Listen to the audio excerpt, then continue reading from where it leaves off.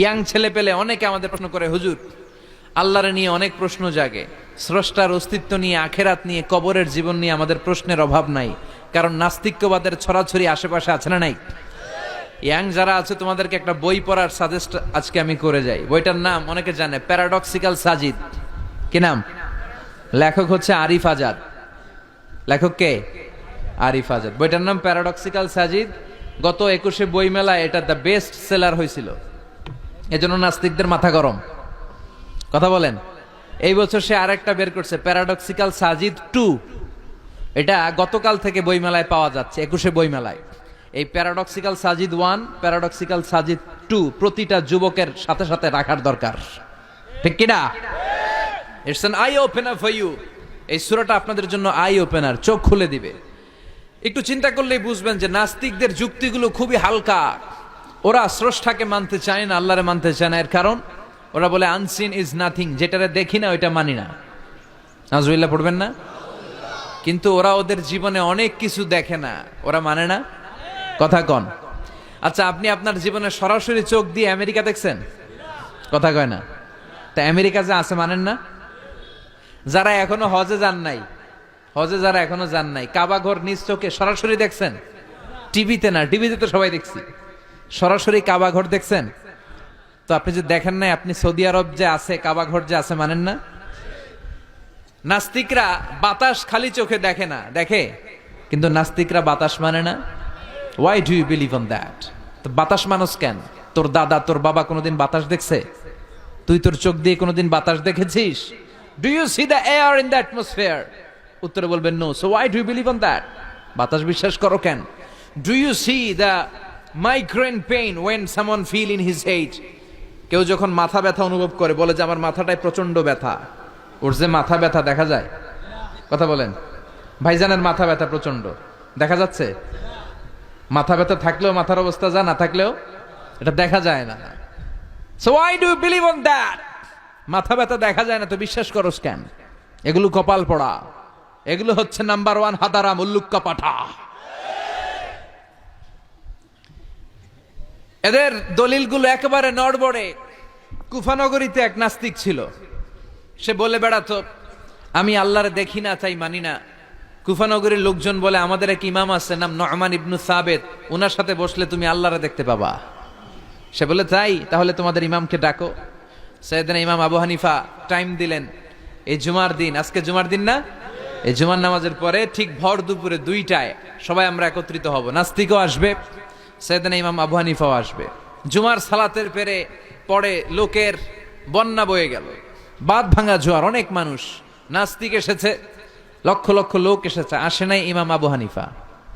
আসে না আধা ঘন্টা, 1 ঘন্টা, 2 ঘন্টা পরে আসছে।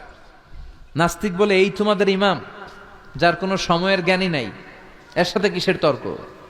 সাইয়েদনা ইমাম আবু হানিফা বলে ইনদি উযর, আমার ওজর আছে। কি ওজর? সাইয়েদনা ইমাম আবু হানিফা বলেন আমি ঘর থেকে বের হয়ে আসার পথে একটা নদী পার হয়ে আসতে হয়।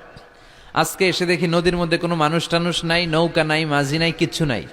তো হঠাৎ দেখলাম পাশে বিশাল বড় একটা গাছ। এই গাছটা এমনি এমনি 2 ভাগ হয়ে গেল। হঠাৎ গাছ থেকে এমনি এমনি লম্বা তক্তা হয়ে গেল, এমনি এমনি তক্তাগুলো জোড়া লেগে নৌকা হয়ে গেল। আর নৌকা আমার সামনে আসলো, মাঝি ছাড়া, লগি বৈঠা ছাড়া। আমি নৌকায় যেয়ে বসলাম, নৌকাটা আমার নিয়ে টান দিয়ে সাঁ করে ওপার নিয়ে গেল। তো এই যে এই কাজগুলো আর প্রসেসিং গুলো হতে আমার 2 ঘন্টা সময় লেগেছে।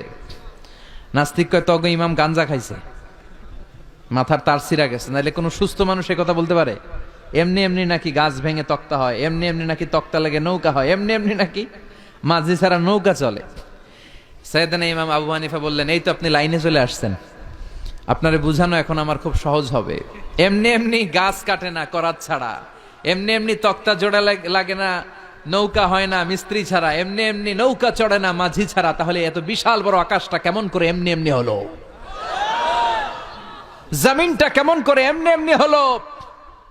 সাগর, মহাসাগর, পাহাড়, মরুভূমি কেমন করে এমনি এমনি হলো? এগুলোর একজন স্রষ্টা আছে না নাই? নাস্তিক কয় তাই তো, আসলেই তো আমি হাদারাম, আসলেই তো আমি উল্লুক্কা পাঠা।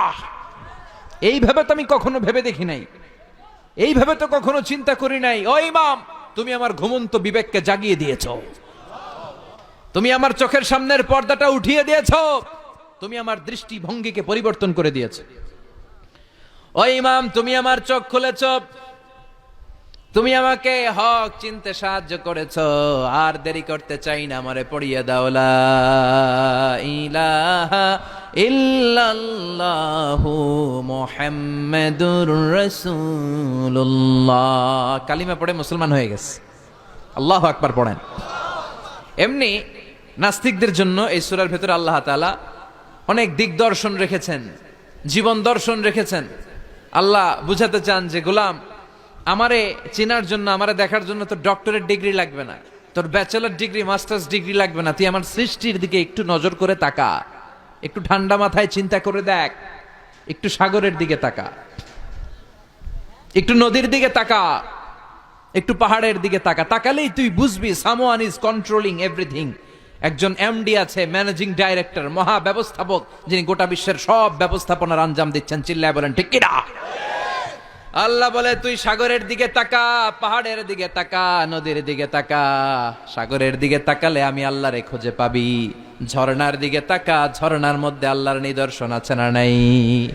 ঝর্ণা ঝর্ণা ঝর্ণা রে, বলনা বলনা বলনা রে, কার বিরহে পাগল পাড়া তুই, কার মিলনে ফুল ফসলে ভরারে তোর দুকুল ভই, কার মিলনে ফুল ফসলে ভরারে তোর দুকুল ভই। ঝর্ণা ঝর্ণা ঝর্ণা রে, বলনা বলনা বলনা রে, কার বিরহে পাগল পাড়া তুই। সুবহানাল্লাহ পড়েন। ঝর্ণা দেখছেন কোনদিন? হড়ে হড়ে দেখছেন? সিলেটে মাধবকুণ্ড জলপ্রপাত, আর কোথায়? সীতাকুণ্ড, আর কোথায়? রাঙ্গামাটি, আর শ্রীমঙ্গল। ঝর্ণা আছে না?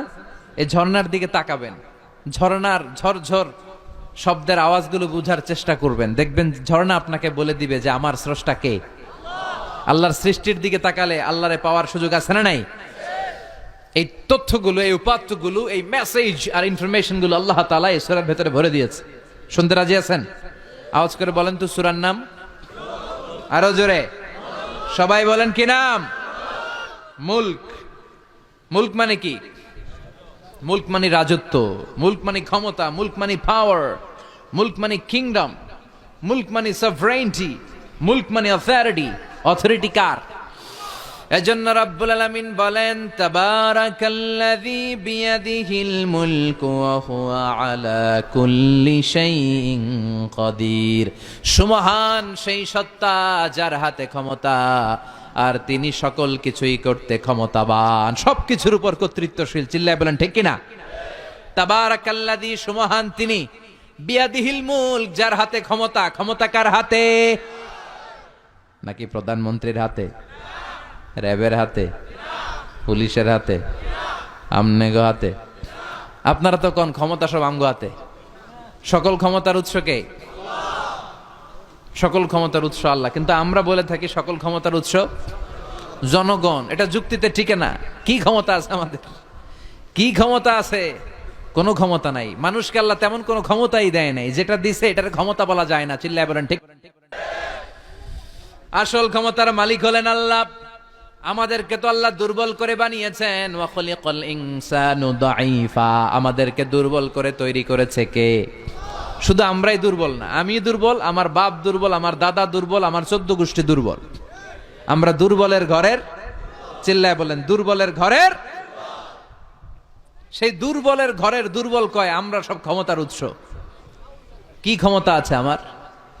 আজকে মাহফিলের প্যান্ডেলের পেছন থেকে বলে, কেউ যদি বলে ওঠে হুজুর সাপ, কি বলে? সব দৌড়। আমি আমার নানা ঘরে লয়ে দৌড় তুমি এদিকে দৌড়া, চাচা আপন প্রাণ বাঁচা। সাপ কথাটা তো মজা করে বললাম, এতে অনেকে খুঁজতেছে আসলে কি সাপ। আর আসলেই যদি একটা অ্যানাকোন্ডা